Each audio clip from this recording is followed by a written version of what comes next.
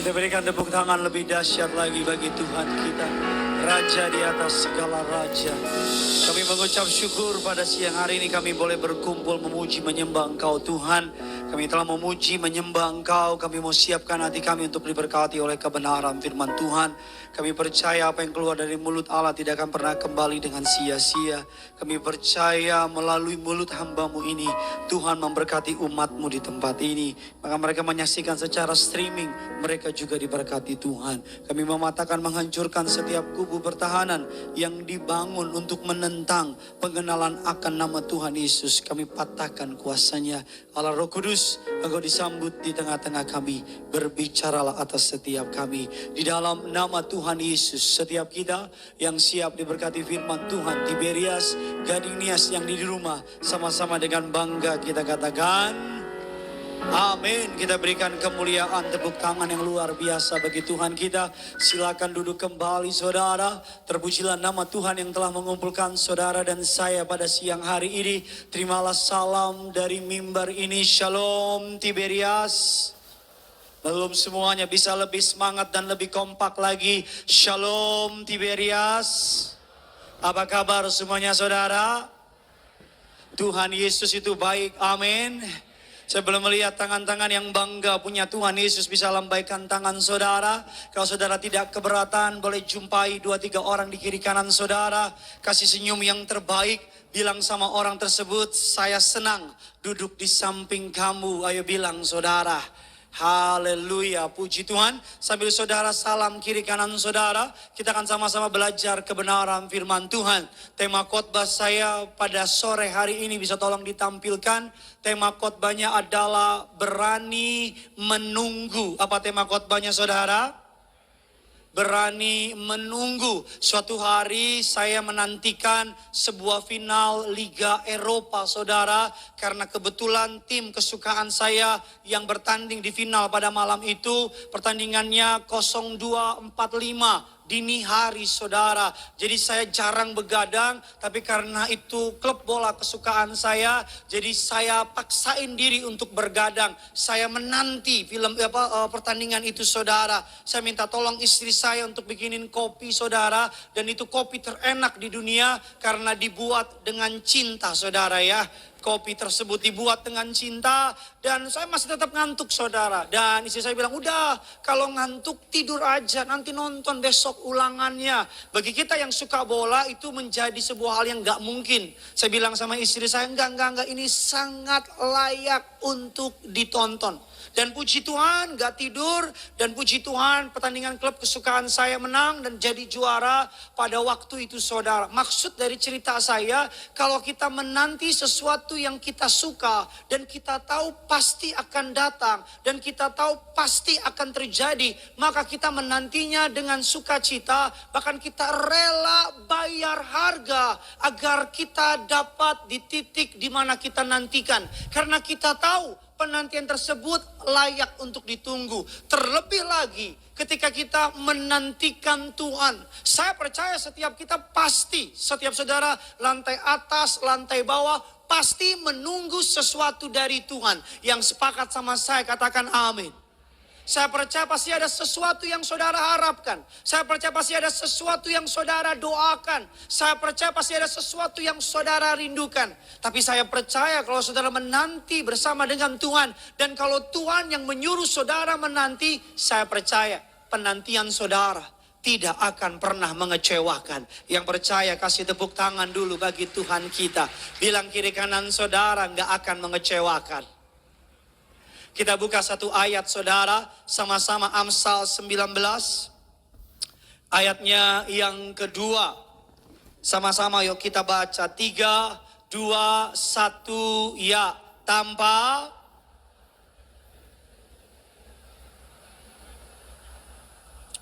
orang yang tergesa-gesa akan apa saudara? Salah langkah. Di dunia yang memuja sebuah kecepatan, di dunia yang serba pengen instan, pengen cepat, apa-apa buat KTP jadi cepat, pesan makanan pengen cepat. Di dunia yang memuja kecepatan, kita tergoda untuk selalu apa-apa pengen cepat. Padahal gak selalu yang cepat itu baik buat kita. Nggak selalu yang speed itu menyenangkan buat kita. Kadang-kadang kita perlu pelan-pelan untuk menikmati pemandangan di sekitar kita. Kemarin saya ke Semarang, KKR di Semarang. Nggak nanya, saya kasih tahu. Saya road trip, nyetir sendiri saudara. 6 jam Jakarta, Semarang. 6 jam Semarang, Jakarta. Kurang lebih 8 jam karena macet di Cikampek. Dari Jakarta, Cikampek, Cirebon, Indramayu, Batang, Los Angeles, Zimbabwe. Jadi Jakarta, Cikampek, saya ngebut karena mobil saya nggak kerasa tiba-tiba udah hampir 140 lebih. Bahkan hampir 160 saya sadar. Kalau saya ngebut cepet-cepet, saya akan cepet-cepet sampai ke rahmatullah. Jadi saya langsung angkat gas saya. Dan ketika saya mulai pelan-pelan nengok kiri kanan, nengok ke kanan pemandangan indah. Nengok ke kiri istri tidur indah. Kita jadi supir antar kota, antar provinsi. Gak selalu cepet itu baik. Jangan segala sesuatu kita pengen yang cepat. Coba saudara copot ulat ketika dia mau menjadi kupu-kupu. Dan saudara percepat prosesnya dari kepompong, saudara copotin itu. Maka saudara akan membunuh ulat tersebut. Coba saudara punya anak 5 tahun karena saudara sayang sama dia. Saudara pengen mempercepat promosi buat dia. Saudara bilang, nah ini kunci mobil antar papa ke Gading Nias. Maka anakmu akan bilang, sekalian ya ke rumah bapak di surga pak. Gak selalu yang cepat itu baik buat kita. Nah hari ini kita akan belajar. Saya berdoa khotbah ini untuk saudara yang sedang menanti sesuatu dari Tuhan. Pasangan hidupkah, keturunankah, promosikah, jabatankah, whatever it is. Apapun itu, khotbah ini mempersiapkan saudara. Apa yang harus saudara lakukan ketika saudara berada dalam ruang tunggunya Tuhan. Ketika saudara menantikan sesuatu. Khotbah ini dibagi menjadi 2. Dan kita akan selesaikan hari ini. Yang pertama, khotbah ini masuk kepada bagian yang pertama. Apa yang perlu kita hindarkan di saat kita mengalami masa-masa menunggu. Saya punya teman pengerja di gereja Tiberias, saya memberkati pernikahannya. Karena COVID kemarin, pernikahannya ditunda 3 kali. Undangan udah dikirim, batal. Kirim, batal. Kirim, batal lagi. Sampai saya tanya, jadi nikah gak sih kalian? Tetapi dalam ceritanya, masa penantian yang Tuhan izinkan terjadi sama mereka, dipakai Tuhan untuk mendewasakan setiap pasangan di tempat itu. Jadi nggak selalu penundaan itu berarti penolakan. Nggak berarti delay, berarti Tuhan nggak jawab. Bedakan antara Tuhan bilang tidak sama Tuhan bilang nanti. Anak saya, papa, gini minta ini dong. Saya bilang ya kalau memang udah siap. Tapi saya bilang nanti. Dia bilang papa, gini mau punya HP dong. Saya beliin HP mana? Enggak, HP kayak papa. Saya bilang mau ngapain? Mau telepon anak bayi yang lain. Mau ada grup bayi-bayi. Saya bilang sama anak saya, nanti. Kapan? Saya nggak tahu kapan nanti. Kalau papa lihat kamu udah mulai bertanggung jawab dengan diri kamu, papa akan belikan kamu HP. iPhone 2000. Yang baru mikir udah nelpon. Kita akan melihat bagian yang pertama, apa yang harus kita hindari ketika kita sedang menunggu. Dan bagian yang kedua, apa yang perlu kita ingat ketika kita sedang menunggu. Tiberias, Gading Nias yang di rumah dan di gereja. Saudara yang siap diberkati bisa lambaikan tangan saudara dulu. Ayo tinggi-tinggi saudara. Haleluya, kita kasih tepuk tangan dulu bagi Tuhan kita. Sama-sama bilang sama saya pasti diberkati. Yang pertama saudara, keluarkan catatan saudara. Apa yang mesti kita hindari di masa-masa penundaan. Di masa-masa nunggu kita sama Tuhan. Yang pertama, perkataan yang negatif. Bilang kiri kanan saudara, moncongmu dijaga, bilang saudara. Ayo pendeta yang suruh, moncongmu dijaga, bilang saudara.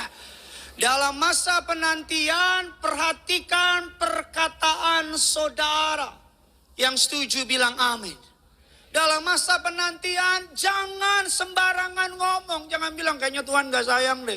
Kayaknya Tuhan gak peduli deh. Kayaknya Tuhan lupa deh. No, Tuhan sayang, Tuhan peduli. Dan Tuhan gak pernah lupa sama janjinya. Katakan amin. Kemarin saya beli batik. Gak nanya, saya kasih tahu. Saya pendeta yang suka berbagi kehidupan. beli batik sama istri sama anak-anak saudara di Semarang. Ada batik tulis dan sebagainya. Batik tulis dengan batik pabrikan lebih mahal batik tulis. Kenapa? Karena pembuatan prosesnya lebih lama. Dan lebih mahal, lebih bagus dan lebih keren. Jadi kalau Tuhan membuat saudara menanti lebih lama, karena Tuhan mau saudara lebih bagus dan lebih keren. Bilang kiri kanan saudara, hai orang keren. Mantap. Jadi menunggu.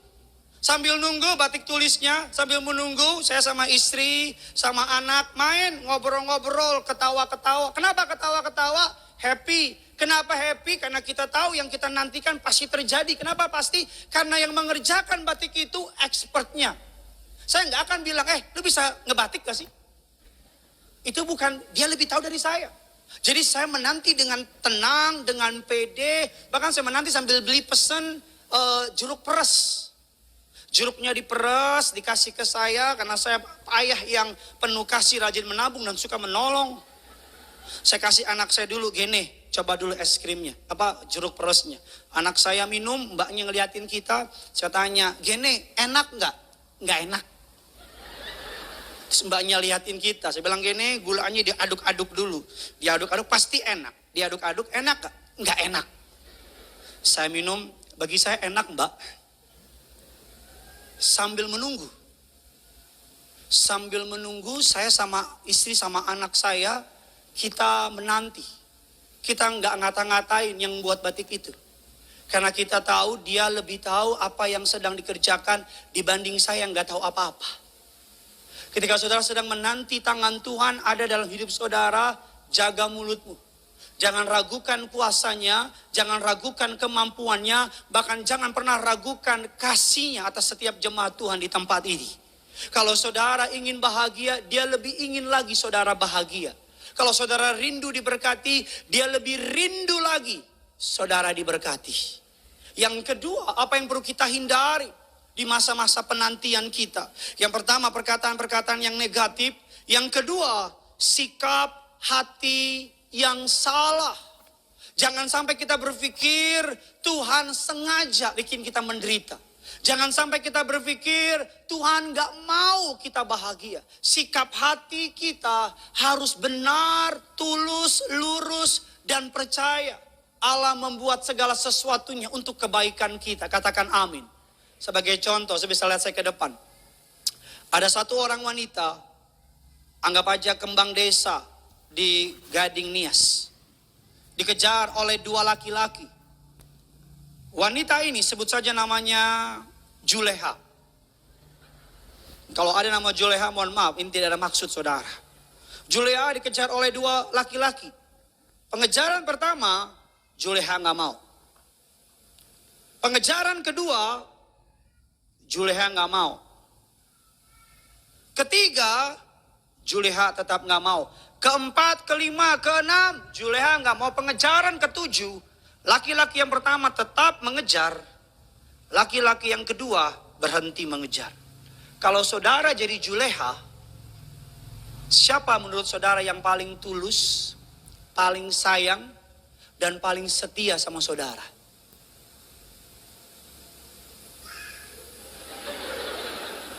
Ini saudara punya kuping kan? Yang paling tulus pasti yang pertama. Kadang-kadang masa penantian Tuhan cuma mau lihat hati kita gimana sama dia. Kadang-kadang ketika kita lagi nanti Tuhan mau lihat tetap ke gereja enggak dia. Ketika cowok yang dia idamkan belum saya kasih. Tuhan mau lihat tetap melayanin enggak dia. Di saat masalah demi masalah datang sama hidupnya. Tuhan mau lihat dia tetap nyembah aku, angkat tangan sambil nangis enggak? Di saat keadaan tidak berjalan sebagaimana yang dia mau. Kalau saya pergi sama istri saya belanja, dan istri saya minta sesuatu dan saya enggak kasih. Dan ketika di mobil dia diemin saya sepanjang perjalanan. Maka saya akan bilang sama istri saya, kamu enggak sayang sama saya. Kamu cuma sayang sama barang yang bisa saya berikan sama kamu. Tuhan mau saudara dalam masa penantian, Tuhan kasih nggak kasih, kita tetap menyembah Tuhan. Tuhan beri atau belum beri, kita tetap mengasihi Tuhan. Bilang kiri kanan saudara, apapun yang terjadi, tetap setia ikut Yesus. Kasih tepuk tangan dulu yang luar biasa bagi Tuhan kita. Yang ketiga, sikap hati apa yang perlu kita hindari ketika kita sedang menanti? Yang pertama adalah perkataan-perkataan yang negatif. Yang kedua adalah sikap hati yang salah. Yang ketiga, sikap hati yang perlu kita hindari adalah reaksi yang justru semakin memperlambat proses kita. Bukan Tuhan gak pengen jawab doa kita. Jawabannya sudah diberikan, katakan amin. Doa kita sudah dijawab, katakan amin. Tetapi respon kita, reaksi kita yang memperlambat, bukan Tuhan yang memperlambat, tetapi kita yang membuat diri kita Saya sama istri sepakat kasih main Genesaret anak kami pertama, 1 hari 1 jam main game. Itu maksimal, 1 hari 1 jam. Kemarin ketika kami di Semarang, dia bilang, "Papa, gini boleh main game gak?" Saya sebagai ayah, saya bilang sama dia, boleh, tapi doa dulu. Sedikit aja, sedikit aja. Saya bilang sama dia, doa aja, doa aja. Terus dia bilang, "Oh, Papa gitu, gini gitu. Papa gini mau main game, doa dulu." Kan lagi breakfast, doa dulu. Kami di hotel Semarang, satu hotel di Semarang kami book. Bagi saudara jemaat baru, tanya sama yang udah lama. Ini saudara bikin ini pendeta halu apa gimana ya? "Papa gini boleh main game gak?" Saya bilang doa dulu. "Sebentar aja Papa, doa dulu." Tapi gini, dia mulai drama. Gitu. Saya jawab lagi, doa dulu. "Papa gak sayang sama gini." Saya bilang, "Papa sayang sama gini. Gini mau main game, kamu pinjam tab. Doa dulu." "Kok lama sih?" Saya bilang sama anak saya, yang bikin lama bukan Papa, tapi gini. Papa gini. Tentunya gak diulang-ulang sampai besok. Papa gini, Papa gini, Papa gini, Papa gini. Tuhan datang, aku datang. Ngapain juga gue ulang-ulang? "Kok jadi lama sih?" Saya bilang sama anak saya, yang bikin lama bukan Papa gini. Kalau gini ketika pertama kali minta main game, gini langsung doa. Kan anak saya doa cepat kan. Dia gak mungkin doain bangsa-bangsa.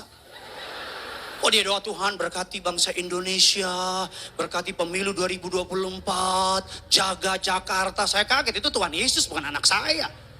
Anak saya kok cuma doa, "Tuhan Yesus, makasih buat hari ini, berkati gini, berkati papa, mama, oma, mbak, amin." Itu doang doanya. "Kok lama sih?" Saya bilang sama dia, yang bikin lama bukan Papa, tapi gini. Kalau dari awal, gini ketika minta main game, langsung doa, beres. Nggak ada drama-drama ini. Kadang-kadang bukan Tuhan yang memperlambat. Respon kita, sikap kita yang memperlambat. Bangsa Israel dari tanah Mesir ke tanah perjanjian paling cepat 7 hari. Tapi kita tahu semua ceritanya. 40 tahun mereka di tanah Mesir. Di tanah gurun, di padang gurun. Kenapa? Bukan Tuhan yang memperpanjang jalan mereka. Tapi mereka yang memperpanjang jalan mereka. Penantian tergantung respon saudara. Semakin saudara mau tunduk, semakin saudara mau taat sama Tuhan, maka padang gurunnya semakin cepat. Tapi semakin saudara melawan, semakin saudara keraskan hati, kata Alkitab, tegur, tegar tengkuk, ngelawan Tuhan, maka padang gurunnya semakin lama. Saudara yang pilih, mau cepat atau mau lama. Saudara yang pilih anak-anak muda, mau pria yang saudara inginkan doakan datang segera, saudara yang menentukan. Kalau saudara sungguh-sungguh bertobat cari Tuhan, maka keluar dari Gading Nias. Gak ada apa-apa. Tapi keluar dari Gading Nias, laki-laki berkuda putih. Plepak, plepak, plepak, plepak. Aku diutus Tuhan. Kemana bang? Api neraka. Bilang kiri kanan saudara, mau cepat atau lama? Bilang sama yang baru ngomong, kalau mau cepat, taat aja. Kasih tepuk tangan dulu bagi Tuhan kita. Kayak kemarin ke Semarang, kalau mau cepat 4 jam, Saudara cepat banget, gak usah ke rest area. Mau lebih cepat lagi 45 menit naik pesawat. Mau lebih cepat lagi nonton di YouTube. Tergantung kita yang nentuin. Mau cepat atau mau lambat. Semakin saudara melawan Tuhan, semakin sakit dan semakin lama prosesnya. Semakin saudara melawan, semakin saudara lari dari Tuhan, kita nggak akan pernah bisa lari dari Tuhan. Mau lari kemana sih? Bumi beserta isinya punya Dia. Kita nggak akan pernah bisa ngelawan Tuhan, sama seperti anak saya Genesaret nggak akan pernah menang sama saya karena saya lebih kuat dari dia. Kita nggak akan pernah menang sama Tuhan. Jadi kalau tahu endingnya kita bakal kalah, dari awal lemesin aja saya. Betul apa tidak? Kalau Tuhan mau berkati dan Tuhan bilang ampuni dia dulu. Tapi Tuhan dia menyakiti aku, ampuni baru kuberkati. Tuhan kasih aku, Tuhan bilang lepaskan yang ada di tangan. Tapi gini Tuhan, lepaskan. Gimana Tuhan bisa kasih kalau tangan kita full? Tapi ketika kita mulai melepaskan apa yang Tuhan suruh lepaskan, maka yang indah, yang terbaik Tuhan taruh di tangan kita. Amin saudara. Kita kasih kemuliaan buat Tuhan kita. Kita masuk kepada bagian yang kedua, apa yang harus saya ingat. Tadi kan apa yang harus saya hindari ketika saya sedang dalam masa penantian. Perkataan yang negatif, saudara, dikatakan juga berikutnya sikap hati yang salah. Dan yang ketiga adalah respon yang memperlambat jawaban doa kita. Sekarang apa yang perlu kita ingat ketika kita dalam masa penundaan? Yang pertama, saudara dan saya yang perlu kita ingat, ingatlah. Selalu ada waktu menunggu antara menanam dan menuai. Sama-sama bilang sama saya, ada waktu menunggu. Ini saudara menanam, di sini saudara menuai, di tengah-tengahnya ada waktu. Tuhan, dialah Tuhan atas proses, dia menciptakan langit dan bumi. Bisa enggak? Cuman perkara satu kalimat langit bumi jadi. Bisa, dia Tuhan, tapi dia menciptakan langit dan bumi 7 hari. Di hari ke-7 dia istirahat. Kenapa? Dia sedang mengajarkan kita mengenai proses. Gak ada tumbuhan di muka bumi yang kita tanam hari ini juga langsung gede. Tanam durian, langsung durian bertumbuh. Itu durian kerasukan. Gak ada. Semua tumbuhan di muka bumi gak ada anak baru lahir. Langsung jambangan, berewokan. Gak ada perempuan lahir, bulu matanya lentik, rambutnya udah curly, di dalam dicatok. Gak ada. Cinta juga proses. Gak ada langsung ketemu, aku mau mati bagimu. No, kita butuh proses. Amin. Pengkhotbah mengatakan demikian. Sama-sama kita baca yuk. Pengkhotbah 3, ayat 1 dan 2. Untuk segala sesuatu ada masanya, untuk apapun ada. Bilang kiri kanan saudara, ada masanya bos. Bilang sama yang baru ngomong, ada waktunya bos. Ayatnya yang kedua, sama-sama kita baca. 3, 2, 1, ya, ada waktu.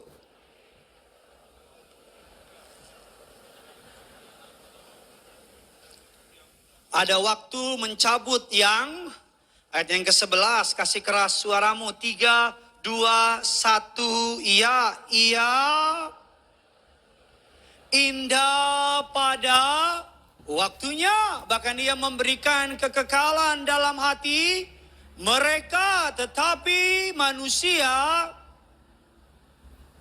dari awal, jangan cuman pinter ngutip ayat ini, tapi gak percaya sama isinya. Banyak orang percaya, orang Kristen ngutip ayat ini. Di Instagramnya, Instastorynya, ia membuat segala sesuatu indah pada waktunya. Kasih emoticon tangan di sini. Ada kepala di sini, di lingkaran gitu. #bless.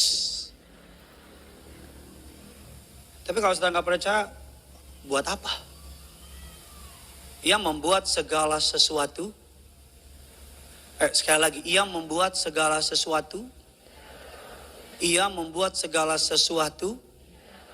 Jangan ngomong sama saya, ngomong sama diri, Bu. Ia membuat segala sesuatu indah pada waktunya. Itu janji Tuhan. Dia berjanji bahwa apapun yang terjadi sama hidup orang percaya, endingnya pasti indah. Dia berjanji kepada setiap kehidupanmu, kepada setiap aspek dalam hidup saudara dan saya yang menaruh harapan sama Yesus, ending hidupmu pasti indah. Ada waktunya. Saya sama istri saya kenal dari dia usia 13 tahun. Saya pelayanan bareng jadi choir di Tiberias Balai Sarbini. Kami pernah ngedate bareng, saya sama cewek yang dekat sama saya, dia sama cowok yang dekat sama dia. Kita pernah ngedate bareng, nonton konser bareng pada masa itu. Bahkan kita pernah curhat mengenai pacar kita masing-masing pada masa itu. Dan ketika saya pacaran sama dia, saya ngomong gini sama dia, kenapa sih nggak dari dulu kita pacaran? Apa jawab istri saya? Kalau dulu kita pacaran, pasti saling nyakitin.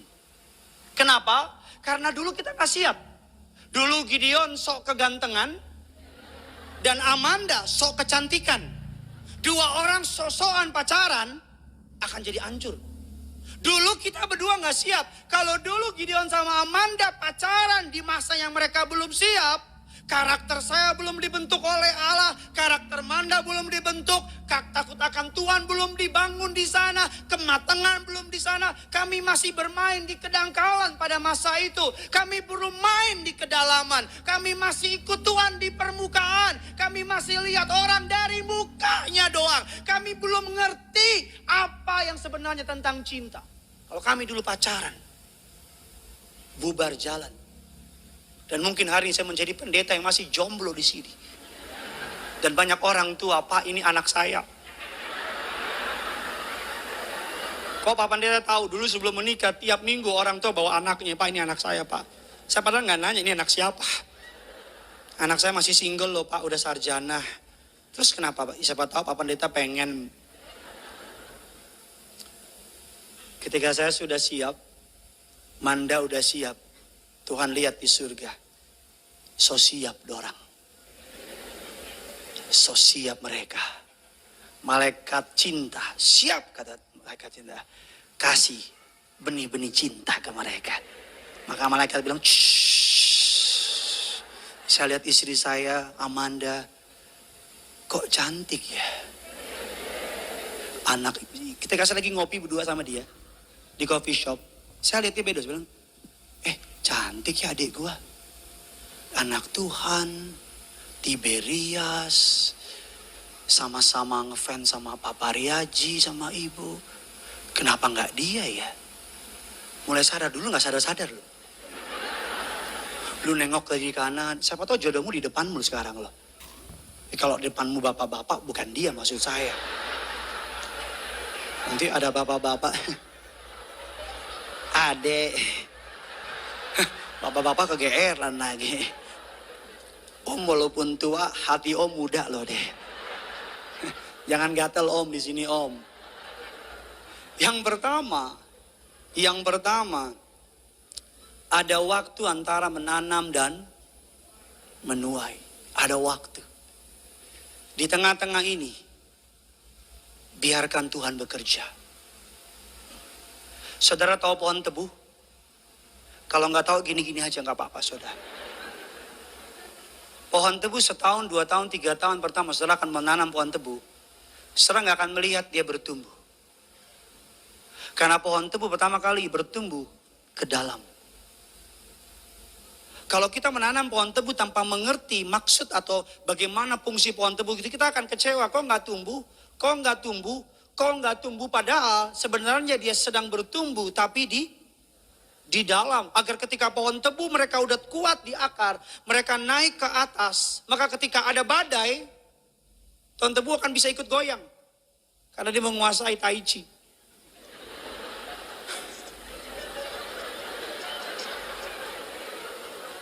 Enggak, dia akan bisa goyang pohon tebu. Kenapa goyang? Karena akarnya. Anak-anak muda jangan buru-buru pengen di atas.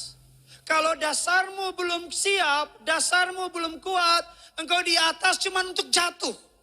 Dasar menentukan ketinggian. Dasar menentukan ketinggian rumah 1 lantai dengan rumah 5 lantai. Pondasinya berbeda. Semakin tinggi bangunannya, semakin dalam pondasinya. Jadi kalau hari ini kau lihat temanmu langsung jadi manajer, temanmu langsung jadi asisten dan sebagainya, sabar. Bukan berarti Tuhan lupa sama saudara. Tuhan sedang menggali ke dalam. Agar ketika galian di dalam sudah siap, Dia akan angkat engkau tinggi, tinggi, tinggi, tinggi. Seperti bintang di langit. Dia akan promosikan saudara dan saya. Yang kedua, kita akan sama-sama masuk mengapa Tuhan sengaja. Alkitab katakan mengapa, apa yang perlu kita ingat. Yang kedua, yang pertama dikatakan perlu ingat ada waktu antara menanam dan menuai. Yang kedua, apa yang perlu kita ingat ketika kita sedang menanti. Ini kesukaan saya. Yang perlu kita ingat yang kedua, remember there is unseen battle going on. Ada peperangan rohani yang sedang terjadi. Sama-sama bilang sama saya, ada peperangan rohani. Kita lihat Efesus 6 ayat yang ke-12. 3, 2, 1, ya. Karena perjuangan kita bukanlah tetapi melawan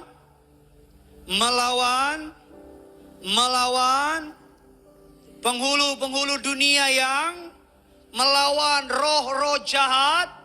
Saya bisa lihat saya ke depan. Ketika saudara berdoa meminta doa sama Tuhan. Tuhan kasih saya pasangan, hidup, pekerjaan, apapun itu. Ketika saudara berdoa, Tuhan mendengar dan menjawabnya. Katakan amin. Dan ketika Tuhan mendengar, menjawabnya, dari sisi Tuhan, Allah mengirim malaikat untuk menjawab doa saudara. Bilang amin. Ketika jawaban doanya sedang dikirim sama saudara, apakah iblis akan tinggal diam? Apakah iblis akan bilang, oh aku turut bahagia sama kamu ya? Iblis akan lakukan anything, benar-benar apa aja, supaya doamu gak jadi sama kamu. Kita lihat dasar ayat. Pak Pendeta, memang ada ayat yang persis seperti itu. Kita sama-sama pelajari. Kita lihat Daniel 10. Ayatnya yang ke-12 dan ke-13. Sama-sama kita baca. 3, 2, 1, ya.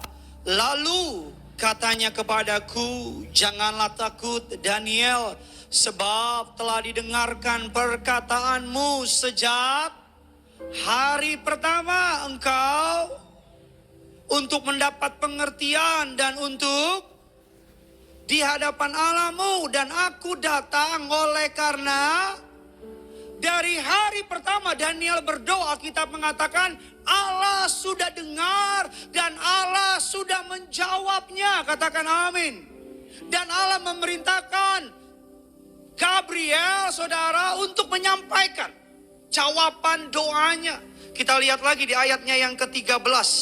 Sama-sama kita baca. 3, 2, 1, ya. Pemimpin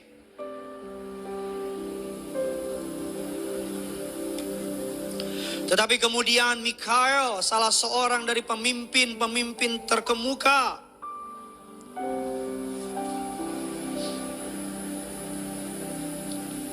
Daniel berdoa. First day dia doa, hari pertama dia doa. Kitab katakan Tuhan sudah mendengar dan menjawabnya. Katakan amin dulu. Tuhan kirim siapa tadi? Gabriel kepada Daniel. Allah kirim, Elohim kirim Gabriel kepada Daniel. Ketika Gabriel mau datang, pemimpin Persia, kuasa kegelapan, menghalangi. Gembala suka ngajar, penghalang doa. Beliau kalau doain orang suka bilang, penghalang doa kami patahkan. Ketika Gabriel datang memberi doa, pemimpin Persia, kita bilang 21 hari. Stand, berdiri di perjalanannya Gabriel. Ketika Gabriel bertarung dengan pemimpin Persia, Mikael, Gabriel, Daniel, Gideal, Mikael datang, ambil pertarungan itu,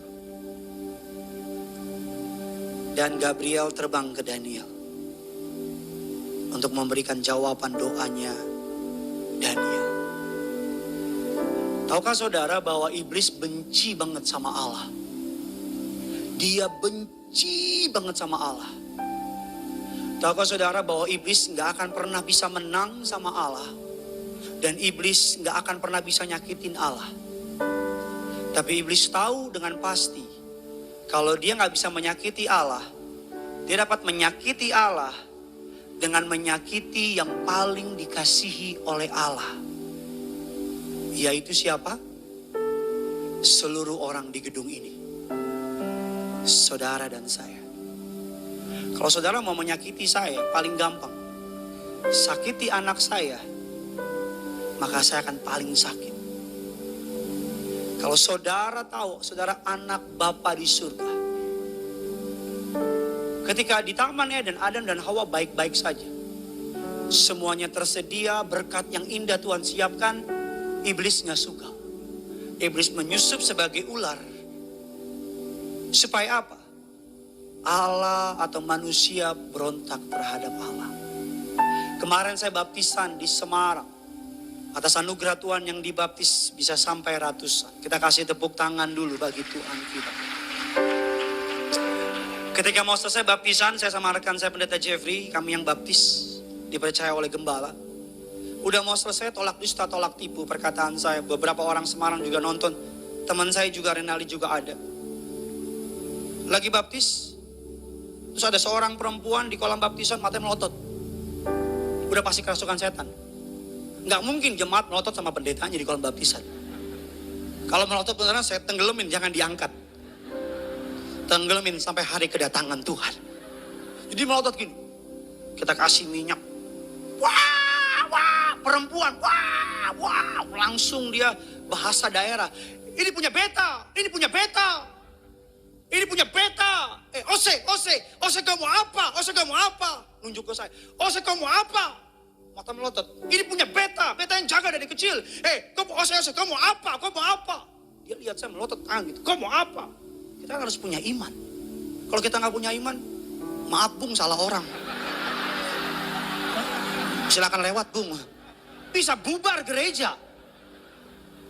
Iya dong, langsung. Ose kamu apa? Ose kamu apa? Saya bilang, kau diam. Wah, ini punya beta jaga dari kecil. Dia lupa pendetanya orang Batak. Batak sama Ambon, torang bersaudara. Salam satu darah. Oh, itu orang Ambon sama Batak itu pasti. Iya. Ya teman saya Renaldi ikut kita ke sana tuh. Wah, beta ini punya beta. Saya kan ada beberapa baptis belum lepas. Pas wah, ini punya beta. Sombong amat saya bilang tuh setan. Setan tuh punya ciri. Pengalaman saya ikut gembala. Setan tuh kalau orang manifest itu punya ciri caper. Semakin banyak yang nonton, semakin dimanifest. Caper. Makanya kalau ada orang yang suka caper, saya nggak ngomong loh, saya belum selesai loh. Saudara udah menyimpulkan sendiri. Saya nggak nyebut apa-apa. Udah selesai, pengerja bilang, Pak, belum lepas. Datang ke saya. Kan kita harus atas anugerah Allah dong, kan mereka cari pendeta dong. Kan kita diajar sama gembala kita punya kuasa, bilang amin dulu. Datang ke situ, ini punya beta, iya gue tahu ngomong mulu lo. Enggak Allah, saya ngomong sama namanya Alicia. Saya bilang Alicia, kau mau apa? Gue gak ngomong sama lu. Ngapain ngomong sama setan? Ngomong sama orang itu. Saya dididik oleh gembala sidang dengan melihat, dengan memperhatikan. Roh kita jadi gede. Saya dari muda aja choir udah berani pelepasan. Bukan karena saya hebat, no. Tapi karena dari kecil udah dapat pengetahuan. Orang benar, setan bertekuk lutut di bawah kaki orang percaya. Nggak ada usia, nggak ada umur. Orang benar yang punya iman. Apalagi ini nih. Ini nggak main-main, bos. Saya belajar teologi atas anugerah Tuhan sampai doktoral teologi. Dan ketemu sama profesor-profesor. Mereka nggak bisa nyangkal bahwa Tuhan benar-benar bekerja di balik kuasa minyak dan anggur. Kita kasih darah Yesus. Dari mulai anak muda cuman sakit pak, udah mulai sadar nih. Sakit pak, kasih darah Yesus diurapi dan sebagainya. Setan selalu gitu maunya. Dia mau cengkeram kita. Dia nggak mau kita bahagia. Oleh karena itu mari percaya. Ketika saudara berdoa meminta sesuatu, iblis akan lakukan anything, segala cara, supaya saudara gak dapat doa itu. Tapi jangan takut. Rajin terima tubuh darah Yesus. Diurapi terus. Hidup dalam pertobatan, terus berdoa. Minta sama Tuhan. Maka tidak ada sesuatu yang tidak mungkin bagi setiap jemaat di tempat ini. Jadilah kuat, jadilah beriman, jadilah percaya. Tuhan Yesus mengasihi saudara. Kita berikan tepuk tangan yang luar biasa. Bapa dalam surga, dalam nama Tuhan Yesus, meteraikan firman-Mu, bertumbuh berakar, berbuah menjadi rema. Kami bawa korban ucapan syukur kami kepadamu. Berapaan persembahan umat-Mu Tuhan yang balas dari kerajaan surga. Di dalam nama Tuhan Yesus, setiap kita yang siap memberi bagi Tuhan, sama-sama kita katakan, selamat memberi, Tuhan Yesus memberi.